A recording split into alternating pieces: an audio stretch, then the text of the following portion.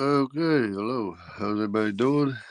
This is just another video for just for the sake of it. Um, Something's wrong with my iPhone here. It's not doing the widescreen thing, and I don't like doing the what do we call it, the straight up and down video. Anyway, uh, topic of today. What's the topic of today? Oh yeah, the does anybody ever stop and think? I mean, if you're in like elementary school and they tell you about the Big Bang and everything came from a little speck. If you're a kid, don't you have in the back of your mind, isn't the elephant in the room is like, well, what's outside of the speck? What's outside of the dot? Yeah, you say everything came from a speck and it all expanded and it's a big boom and they even say it made a sound when when the matter was close enough together to make a sound, and they said it spread out so much then there was no way to make a boom anymore. So it made a boom initially, but then the boom kind of like was muffled, I guess. But anyway, so this is the problem with the Big Bang is that it starts out with a speck, but what about what about outside of the spec? What's outside of the spec? It makes no sense. And they say, "Oh, it's counterintuitive." Yeah, it's counterintuitive. What do you mean counterintuitive? You can't have a spec and not have anything outside of the spec. That's just nonsense. Any kid can tell you that. I mean, the definition of a spec is that there's a spec and then there's everything around it. That's the definition of a spec. So there is something around the spec, whether whether you like it or not. So that is a big problem, and that's why I don't believe in the Big Bang, is because I don't believe that everything was stretched out from nothing. I believe the stretching out that the Bible speaks of, when he stretched out the universe, he stretched it out when he made, by the formation of matter. When he made matter and mass, that contracted distance and shortened the rate of time, and it also caused the vacuum of space where all the black holes from the mass and the matter that God made on the first day were exerting on the rest of the I mean, it's just in general relativity, you know it's all connected. Space and time is all connected, but there's an exertion of force that's stronger near a black hole. Obviously, it's observably stronger near a black hole. When you see stars whipping around the black hole, it's observably stronger, the force near a black hole. So instead of having everything come from a speck, the biblical teaching would be that everything came from everything, or everything. God is all powerful, all knowing, everywhere, all the time. So God is not limited by time or distance, and he has all power. So if there's a formation of the universe, it has to be from an infinite standpoint or an infinite source of power, which is God, which, if God wants, he can make a fabrication of contracted, dilated, if you will, uh, fabrication of time and distance, uh, where time slows down. Instead of everything being instant, because instead of everything being at the speed of light, instantaneous or instant, God makes this physical fabrication where it takes time for things to take place in a place.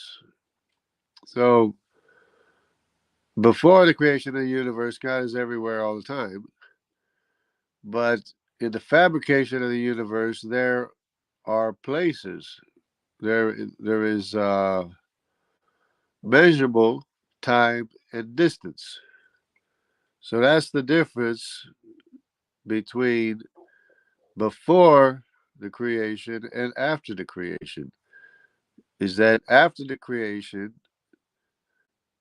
it was the creation of matter and mass which contracted and dilated time and distance. Hello, George Bond. How you doing?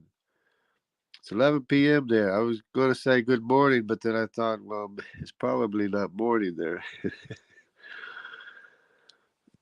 um, anyways, so instead of everything coming from a speck, which makes no sense at all because what's outside of the speck, there has to be something outside of the speck, obviously. But instead of everything giving all the credit to a speck, you give all the credit to an all knowing, all powerful, eternal creator who's everywhere all the time, who made a fabrication of contracted, measurable time and distance where physical things can take place, physical things with mass or matter and mass can take place, can exist, and where life can um, exist, where life can function, where you can have directed working mechanisms for things to take place, where life can grow and exist. And this is all possible within the fabrication of measurable dilated time and distance. That's the result of the formation of matter, which is like tent poles around the universe that are stretching the fabrication of time and space by way of the existence of black holes, which are tugging, literally tugging on time and space.